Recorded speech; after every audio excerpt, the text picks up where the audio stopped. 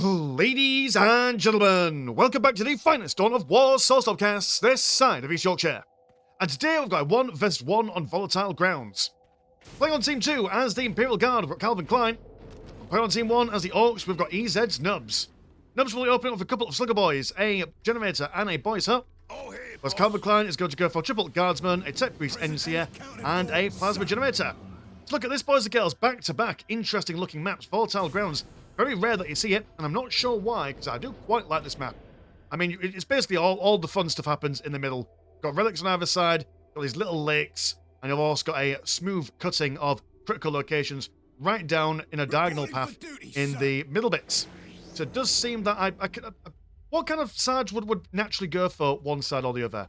You'd think that probably the best side for the Orcs would be this side, and then the other side would be for the Imperial Guard, because they've got their natural strategic points over on this side, and it'd be quite hard to attack the relic on the opposing side because you've got to go through the negative cover, and there's no way of getting up these little wee cliffs. But no, the Imperial Guard have said, right, okay, we're going to pop down a plasma generator to extend the building range, and then throw down an infantry command just next to the lake down here. So if the Orcs decide to attack down on this side, they'll just be a bit shafted, won't they?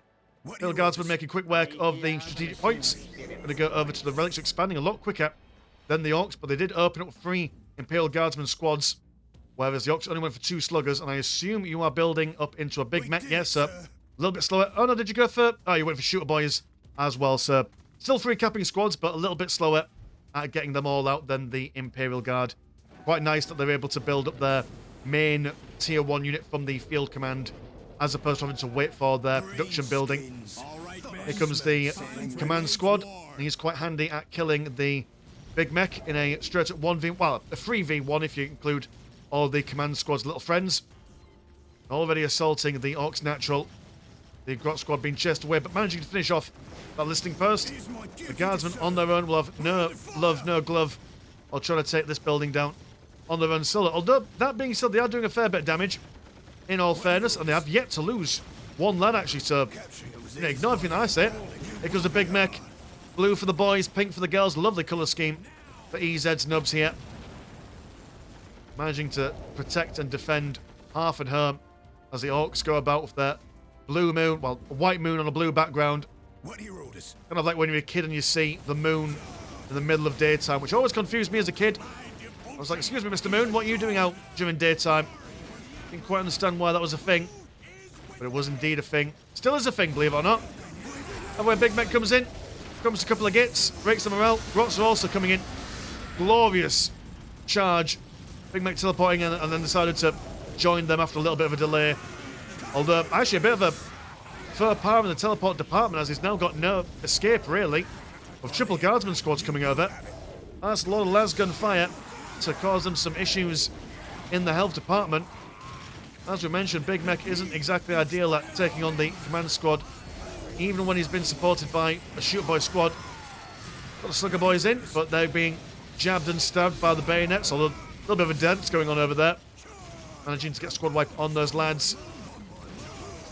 And it looks like the Big Mech here needs to run away with his tail in between his legs if he wants to live. All the shooter boys are dead. Doesn't manage to take a guardsman down with him though, throwing him massively across the battlefield. Bonks him on the edge of the rock ravine, crevasse, whatever you would call that. Big zap from the, oh no, almost, been cancelled from the distance that were put between them. Grot's trying to run away narrowly. Do you survive? The Grot does survive with nary a sliver of health.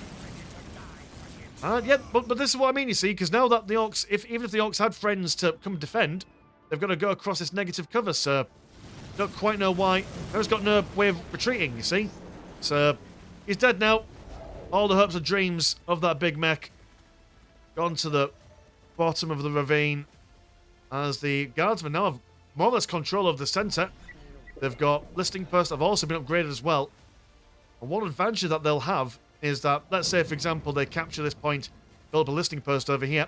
Now, what side that the Orcs decide to attack on? Well, they can use the underground tunnels and stuff to basically traverse this terrain quite quickly. So, there we go.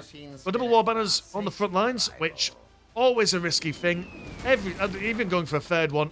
I can guarantee you, boys and girls, I mean, I've not watched this replay, but I can almost guarantee, just by seeing this, that these are going to die at some point. Sending the Orks skyrocketing back into Tier 1. Or at least if they get into Tier 3, just massively causing issues for their squad cap. But at least stops the Imperial Guard from pressuring this side of the map if they do press on. But it doesn't stop them from coming over here. One lonely listing post found the far-flung sides of the Ork side of the map. Also got some slag deposits as well. Always a pleasure. Never a chore on those corners. There we have the big mech. Unsure really what side he wants to go for. Pushes on this side. Might be able to do some stuff, but heavy bolts have also been placed down here. So it looks like that the Imperial Guard kind of want to leave this side to it's like own kind of like autonomous zone. Want to focus on pressuring stuff down this side. And to be fair though, I mean there's one listing post over here with very little in the way of help and stuff. They know, yeah, there's a war banner here, so they know that there'll be a little bit of difficulty pushing on to this side. Current economy is 128 and 30 compared to 104 and 30, so not a huge economic advantage, all things considered. The Imperial Guard have yet to build up a listing post on this relic. And the Orks complaining about the enemies being here, which they definitely are. But they're just thinking, right, well, we've got the map control advantage, so why not just chill out? Pop it down an infantry command for more defensive purposes, so yeah, they're just turtling up. And why not, if you've got the advantage, infantry command on this side and on this side, so they can ferry 3 squads at a time. Very nice idea there. Currently at the moment, Tier 2 is 60% on the way. Orks are in Tier 2 as well. They've got the mech shop already going and a war truck to match the Imperial Guard's swiftness. Very stationary at the moment. We'll watch from the Imperial Guard perspective just because we could then see where their squads are in their infantry commands. Spreading them out nice and evenly. Yeah, Calvin Klein is saying, come and get me. Come and get me, big boy. Popping down just infinity infantry commands. Which, believe it or not, a lot harder to say. But they've already got the maximum squad cap for their infantry units. At this point, it's just a bit of overkill. But he's got plenty of money, so he's just basically spending it every which way he can. But you can't, you know, I'm not going to fault the man. If you've got money and there's nothing to spend it on, you may as well spend it on something at the very least. War truck has been zapped by the Chaos Machine Spirit. Big Mech Mollis instantly breaking the morale with the help of that war truck. And everyone deciding to jump inside buildings. You can't touch me, you can't get me. Big Mech just giving them the evils, giving them that grim stare. We'll get you next time, young scallywags. In your shiny blooming buildings and that. We'll get you eventually. And yeah, war trucks, why not? Yeah, I mean, you've got the long range missile launchers. Do your missile launchers outrange the infantry command? If they do, then that's going to be a massive problem for Calvin Klein. Got a lot of money in these things. And he is... yeah, he's building up a thermal plasma generator. Also getting that improved power grid research. Putting a lot of money in his economy. Missiles missing the first row of fire, but a little bit better now that they're remaining stationary. Also got a bomb chucker to blast things from a distance. And it seems like he's able to target 2 different things at the same time, or is it just massively inaccurate? Yep, that's what he's trying. He's nearly just a little bit to the right. Sort your targeting. Infantry command goes down with very little fight. And so too will this listing post. Yes, so much money being spent on these infantry commands that it would have been good if they spent maybe like a little bit less. Mechanized command would have came out a little bit quicker. And I don't know, some sentinels probably is the way forward here. Unless you want to go for those heavy weapons teams, but that'll require a little bit of micro. And when you've got a big mech with a teleporting Nubz squad, probably not what the Doctor ordered, or the Mad Doc in this case. Here's tank busters, so we will go to the Ork side of things, just in case to go invisible again. Yes, machines bit on the war track, but there are 2, and they are being spaced out quite nicely. Man squad just scared away. Heavy bolts up, being upgraded with some missiles just to keep them safe. But even if you've got those missile turrets to take care of the war trucks, the tank busters, have you not got the infiltration upgrade for them? Does not seem like it. Well, if you have, what's spotting it? Is it the missile launcher? Maybe it is. Maybe it's just a ridiculous range of the Psyker. I don't think it is, to be fair. The infantry command will go down. Sluggers absorbing the fire. And the Nubz sprinting on in, looking to bash that heavy bolter turret quickly as they can to allow the war tracks to get involved. Decap to recap that listing post. Doom being witnessed as the morale is broken on the Nubz. They'll turn their attention over to the command squad while the war trucks and war tracks finish off the infantry command. Command squad have lost their priest. Definitely don't want to get involved in close combat at this present moment in time. More turrets, man. It's just, I don't know if that's the way you want to play it. They've got the basilisk, but I think sentinels are the way forward here. Let's take out those swift and nimble vehicle units, also able to jump in, kill stuff, and jump out before the tank busters kind of finish you off. Building being cancelled as the tech priest engine here has fallen foul, and now the Orks turn it back around. Very nice. There's a sentinel right there for you. Just need to now get enough of them, break him down as quick as he can. Yeah, what? Two hits brings one war track down to half health. Teleports in, gets the zap as well. That's one thing about the Orks and the Imperial Guard, is that they both have access to basically switching off the opponent's vehicles. But tracks are down, and this sentinel retreating backwards just to try and stay alive. Go on, Tech Presidency, repair it. Bless the machine spirit. No, never mind, it's dead. By that accursed war track, although having revenge been placed upon it. Very nice stuff, and the Nubz have been brought down to very low numbers, all things considered. War banner on the front lines, and the tank bus squad getting that decap on the relic. Should be able to do a number on that sentinel. One volley, two volleys, that's all you need. There he goes. It's not dead, he's just sleeping, just lying on the ground, he's fine. Heavens to Betsy. Do love the placement of, oh, you've got triple basilisks, very nice placement for him. As there's just basically a big wall here. And I don't think that the Orks can actually walk over this little mound of snow, so these guys are in a very decent position to cover a lot of fire and ground on volatile grounds. Got a loose priest on the go. And it does seem like the Nubz are actually about to get squad wiped here. Big mech is dead. Yeah, very unfortunate. And everything's just getting built up straight away. Imperial Guard putting a lot of hope and faith in their structures. Now we're doing a bit of a counter-attack on this side. Double Sentinels quickly taking care of the listing post. And now we'll probably turn their attention to the war banners. Thankfully they've got some grots there for repairing stuffs. Now we're going to start upgrading some of these war banners with extra gubbins. Busters attempting to take down the Sentinels. Do manage to get one. Will lose one war banner in the process. In the distance, command squad is chasing around the tank busters. This will be the third big mech of the game. Also, oh, you're in tier 3, heavens to Betsy. Flash gets on the way. And the infantry of the Imperial Guard will be absolutely melted remarkably quickly if those flash kits are left to their own devices. The Imperial Guard have spent a lot of their infantry squad cap on having these heavy weapons teams dotted around the map, which in theory sounds nice. I mean, it will take the Orks a lot of effort to actually push onto this side, but not so much on the, I mean, they put down some mines. They've got some infantry commands that they can pack up with priests and tech priests and stuff, but you know, plain pure defense is a recipe for loss, because you're eventually going to have to press up and attack, and if you're only built for defense, it's not going to end well for you. You've also got those critical locations as a countdown victory. The Orks can just, you know, count the criticals and win just by, you know, just being outside. Touching grass. Winning by touching grass. That's what it is. Well, one squad of flash gates. A Nubz squad. They're also getting the elite of the boys on the field, which is the time when the Imperial Guard should start being a little bit scared here. It's been 133 and 70.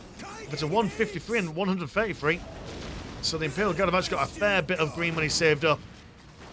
So if they can get a second mechanized cannon, which they do have, going for a smorgasbord of chimeras, And if they can get a couple of Lehman Russes on the field as well, that will do them some big bonuses. The Orks thinking, well, yep, there's one way to avoid your frontline defences, just ignore them. Around the back lines, heavy weapons teams with their las gun, or las cannon even, is killed it. But triple basilisks making short work of their number. Tank busters moving on in for offensive reasons. Flash kits are pushing on this. I'm going to go back to the Orks to see those tank busters. Yeah, chimeras. Dead as a doorknob. Two of them go down. Lickety split. Well, the Nubz got low morale. It doesn't really matter. They're just distracting everyone so that the tank busters can run roughshod over anyone that they see. But the priest being very zealous. Doing what he can. Big Mech has died for the umpteenth time in a row at the moment. Well, flash kits actually really sorted out here. The priest charging in. Got the war boss there. He brings in. Look, no, he's not bringing in the war, so that's some fighting juice by the looks of it. Still love the war boss. Don't get to see him involved in close combat very often. But mighty fine close combatant when supported properly. Ork commanders don't seem to be like other faction commanders where they're able to engage in like duels and stuff. No, they much prefer being surrounded by the boys and just providing a little extra DPS in there. Orks now pressing on to the northern side of the Imperial Guard base. Plenty of flash kits. They're able to spot the minefields as well. But the Cassicans reposition themselves away from the Nubz. About to get a squad wipe on them. But not quite. Another friend comes on in. And yeah, the disadvantage of building defensive is when you start losing a couple of your structures, that's it, you're knackered. All the basilisks seem to be dead. One priest activating his God Save the Emperor ability, keeping himself alive forevermore. He's for the next 10 seconds or so. Huge smack on those flash gates. Now the Caskins are coming in. It's not all over for the Imperial Guard though. They've still got plenty of money left over to spend. And I assume, there we are, the Mars Pattern Command. They can hold on and bring out that Baneblade. Should do them all right. The Orks at the moment have... Oh, a huge grenade from the Caskins there. Beautiful. Little bit of ordnance right there. Oh dear, but the fighter bombers, the Ork answer to artillery. Huge AoE knockback on that lad. Also relatively accurate for an Ork, as it just kind of... I mean, it's supposed to curve when attacking people, but I assume that was a miss. Can follow people for miles, and the Orks are firmly inside the Imperial Guard base. Here comes a Lehman Russ. At the moment, no anti-vehicle stuff for the Orks left on over. Gaskins are still knocking around.